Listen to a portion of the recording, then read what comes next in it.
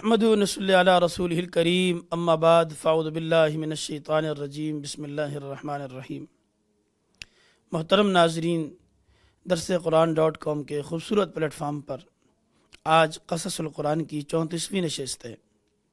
آج کی اس نشست میں ہم بات کریں گے بنی اسرائیل کے انتہائی متبرک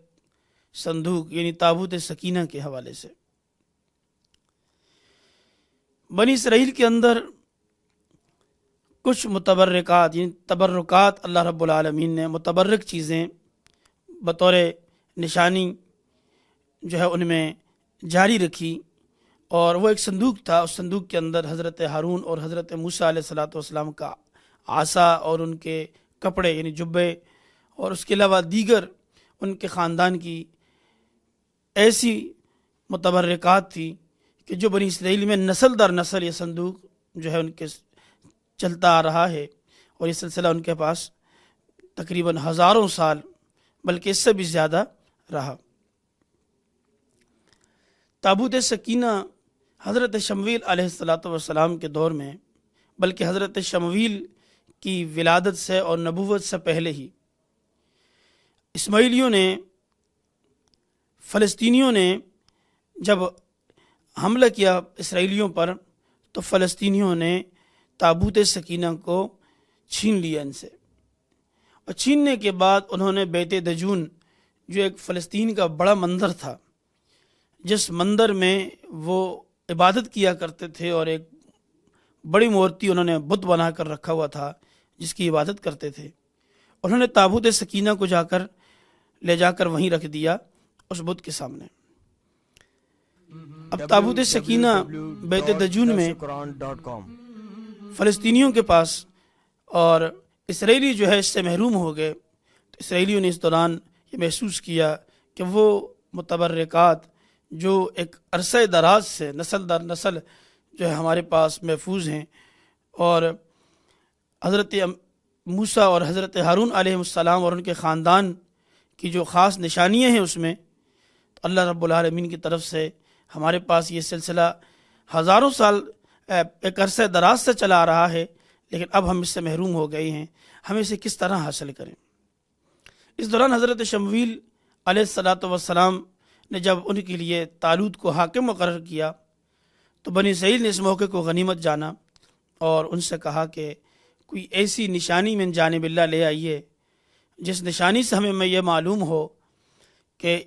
طالوت کا تقرر من جانب اللہ ہے، اللہ کی طرف سے ہے۔ حضرت شمویل نے ان سے کہا کہ نشانی یہ ہوگی کہ جو تابوت سکینہ تم سے چھین لیا گیا ہے، متبرک صندوق، وہ طالوت ہی کی قیادت میں تمہیں واپس نصیب ہوگا، اور اللہ رب العالمین تمہیں فتح سے سرفراز فرمائے گا، اور تابوت سکینہ جو ہے یہ فرشتے اٹھا کر لائیں گے۔ قال لهم نبیہم ان آیۃ ملکہ ان یأتیکم التابوت فیہ سکینۃ من ربکم وبقیۃ مما ترک آل موسیٰ وآل ہارون تحملہ الملائکہ، کہ جس میں ہارون اور اس کی آل، حضرت موسیٰ اور دیگر ان کی آل کی جو نشانیاں ہیں، اس صندوق کو فرشتے اٹھا کر تمہارے پاس لائیں گے۔ اب بنی اسرائیلیوں کے لیے اس سے بڑی خوشی کی اور کوئی بات نہ تھی کہ فرشتے جو ہے انہیں لا کر وہ صندوق واپس کر دیں۔ ادھر بیت دجون کے اندر تابوت سکینہ رکھا ہوا ہے، لیکن یہ تورات کے اندر ہے کہ روزانہ فلسطینی جب مندر میں جاتے ہیں تو کیا دیکھتے ہیں کہ ان کا جو بڑا بت ہے وہ اندھے منہ پڑا ہوا ہے۔ ہر روز تقریباً انہیں عجیب و غریب قسم کی حالتوں کا سامنا کرنا پڑتا ہے۔ بڑے پریشان ہوئے کہ یہ معاملہ کیا ہے۔ اسی دوران انہوں نے دیکھا کہ ان میں وبا پھیل گئی، گلٹیوں کی وبا پھیل گئی،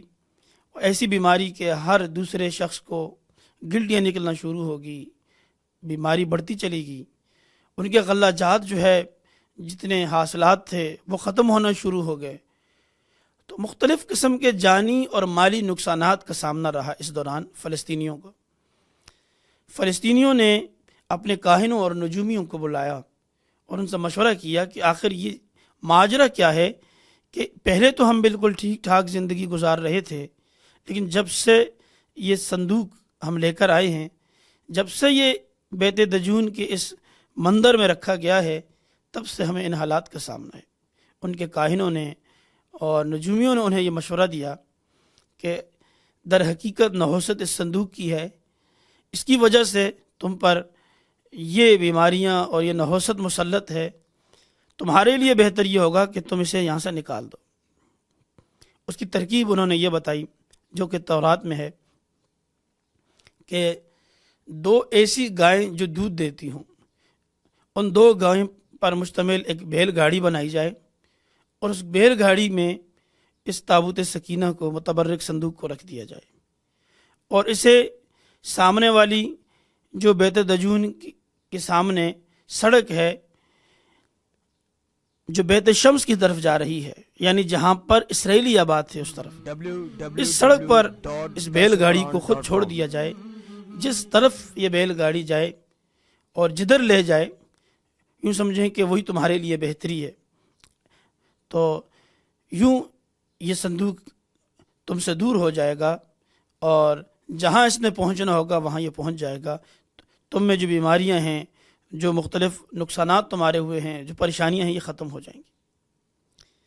تو تورات کے مطابق یہ صندوق وہ بیل گاڑی لے کر بیت شمس یعنی اسرائیلیوں میں آئی، اور اسرائیلی اس وقت کھیتیوں میں اپنا کام کر رہے تھے، کھیتی باڑی میں مصروف تھے۔ جب انہوں نے دیکھا کہ ایک بیل گاڑی ہے، 2 گائے ہیں، اور ان کے پیچھے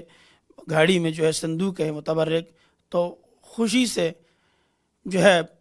چیخ اٹھے اور فوری طور پر بھاگتے ہوئے گئے اور انہوں نے صندوق کو حاصل کر لیا۔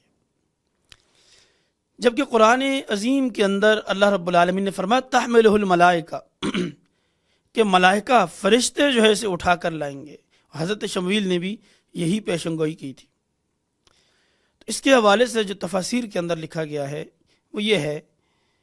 کہ اللہ رب العالمین نے حضرت شمویل کی اس پیشن گوئی کے مطابق بنی اسرائیل کو صندوق فرشتوں کے ذریعے سے، فرشتوں نے اٹھایا اور لا کر بنی اسرائیل کو وہ صندوق پہنچا دیا۔ تحملہ الملائکہ، اور اس میں یہ نشانی تھی کہ اب اللہ رب العالمین تمہیں ایک بڑی فتح سے ہمکنار فرمائے گا۔ تو یوں صندوق، متبرک صندوق تابوت سکینہ، وہ بنی اسرائیلیوں کے پاس پہنچ گئی،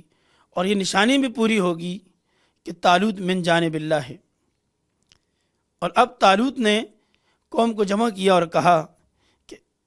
اب تم تیار ہو جاؤ ایک زبردست جہاد کے لیے۔ اس تابوت سکینہ کے ذریعے جس فتح کی پیشنگوئی کی گئی ہے، جس کے آثار دکھائے گئے ہیں، ہم اس کی طرف بڑھتے ہیں۔ وہ یہ ہے کہ ہم نے ایک زبردست تیاری کرنی ہے، اور اس تیاری کے بعد فلسطینیوں پر حملہ کرنا ہے۔ بنی اسرائیل کے لوگ تیار ہو گئے، تیاری میں مصروف تھے۔ اس دوران طالوت نے ان کی آزمائش کی اللہ کے حکم سے، اور وہ آزمائش یہ تھی کہ کیا جس جہاد کی طرف ہم جا رہے ہیں، جہاد میں تو جان کی قربانی ہے، مال کی قربانی ہے، اور جہاد تو کوئی بزدلوں کا کام تو ہے نہیں۔ اب جہاد کے لیے ہم جا رہے ہیں، ایسا نہ ہو کہ عین موقع پر ہم کسی آزمائش سے دوچار ہوں۔ اس سے پہلے بنی اسرائیلیوں کی ایک آزمائش کر لی جائے کہ ایسا تو نہیں ہے کہ یہ عین موقع پہ بھاگ جائیں، جو ان کی ایک خصلت ہے بزدلی کی۔ تو انہوں نے اعلان کیا کہ یہ جو نہر ہے، ایک نہر پہ پہنچے تھے، اس نہر پر تمہاری یہ آزمائش ہے کہ تم نے یہاں سیر ہو کر پانی نہیں پینا ہے۔ فلما فصل طالوت بالجنود قال ان اللہ مبتلیکم بنہر فمن شرب منہ فلیس منی فمن لم یطعمہ فانہ منی الا من اغترف غرفۃ بیدی۔ اس نہر سے سیر ہو کر پانی نہیں پینا ہے، زیادہ نہیں پینا ہے، بلکہ سخت پیاس کی صورت میں چند گھونٹ پینے ہیں، جس کے ذریعے صرف حلق کو تر کرنا ہے۔ اب یہ بڑی آزمائش تھی۔ کچھ لوگ، خاص لوگ تھے جنہوں نے اس پر عمل کیا، وگرنہ بنی اسرائیل کی ایک بڑی تعداد تھی جنہوں نے یہاں یہ خیانت کی کہ انہوں نے دبا کے پانی پیا، اور جس نے پانی پیا وہ طالوت کے لشکر سے الگ ہو گیا، جماعت سے نکل گیا۔ یوں اللہ تعالیٰ نے چھانٹ کر چند لوگوں کو خاص کر لیا طالوت کے لشکر کے لیے۔ حضرت برہ بن عازب رضی اللہ تعالیٰ عنہ کی حدیث ہے بخاری میں کہ حضور نبی کریم صلی اللہ علیہ وسلم نے فرمایا اصحاب بدر کی تعداد اور اصحاب طالوت کی تعداد بالکل ایک ہی ہے۔ جتنے لوگ بدر میں شریک تھے، یعنی 313 لوگ تھے، اتنے ہی لوگ طالوت کے لشکر میں تھے۔ اور فرمایا طالوت نے کم من فئۃ قلیلۃ غلبت فئۃ کثیرۃ باذن اللہ، کہ اللہ تعالیٰ کی سنت ہے کہ اللہ تعالیٰ کبھی تھوڑوں کو زیادہ پر جو ہے فتح اور نصرت عطا فرما دیتا ہے، غالب کر دیتا ہے۔ اس میں اصل مقصود تعداد نہیں ہے، بلکہ اصل مقصود ان لوگوں کی آزمائش ہے، ان لوگوں کی نیتیں اور ان لوگوں کا اخلاص اور ان کی جام بازی ہے۔ یوں طالوت کی قیادت میں اس تھوڑے سے لشکر نے ہمت دکھائی، اور جالوت نامی شخص جو فلسطینیوں کا سردار تھا، یا یوں سمجھے سپہ سالار تھا، اس سے زبردست مقابلہ ہوا، اور اس مقابلے میں اللہ نے فتح سے ہمکنار فرمایا۔ یہاں ایک اور نوجوان طالوت کی قیادت میں سامنے آیا، اس کا نام تھا داؤد کم عمر تھا، لیکن بہت بہادر اور انتہائی نڈر نوجوان تھا۔ اس نے یہ ریکویسٹ کی کہ مجھے موقع دیا جائے، میں آگے بڑھ کر جالوت کو قتل کرنا چاہتا ہوں۔ طالوت نے دیکھا کہ کم عمر ہے، چھوٹا سا بچہ ہے، یہ کیسے ممکن ہوگا، لیکن اصرار پر اسے اجازت دے دی کہ تم اس جنگ میں شریک بھی ہو سکتے ہو اور اس میں جو ہے حصہ لے سکتے ہو۔ جس طرح اللہ نے جنگ بدر کے اندر معاذ اور معاوض کے ذریعے بڑے بڑے دشمنان اسلام کو نیست و نابود کیا، یہاں بھی طالوت کی قیادت میں حضرت داؤد اٹھتے ہیں، اور وہ جا کر جالوت کو للکارتے ہیں، اور پھر یہاں تک کہ جالوت کو قتل کر دیتے ہیں۔ اور روایات میں جو کہ تورات کے ذریعے جو چیز پہنچی ہے، اس میں ہے کہ داؤد کو طالوت نے اپنی بیٹی نکاح میں دے دی، اس بنیاد پر کہ اس کی بہادری اور اس کی جو ہے جانبازی کو دیکھا کہ اس نے جالوت کو قتل کیا ہے۔ یوں بنی اسرائیل کے اندر ایک اور شخص ابھر کر سامنے آیا۔ اس دوران حضرت شمویل علیہ السلام کا انتقال ہو گیا، اور حضرت کے انتقال کے بعد پھر اللہ رب العالمین نے بنی اسرائیل کی ہدایت اور رہبری کے لیے کسے نبوت دی، انشاءاللہ العزیز ہم اگلی نشست میں اس پر بات کریں گے۔ اللہ رب العالمین ہمارا حامی و ناصر ہو۔ وآخر دعوانا ان الحمدللہ رب العالمین۔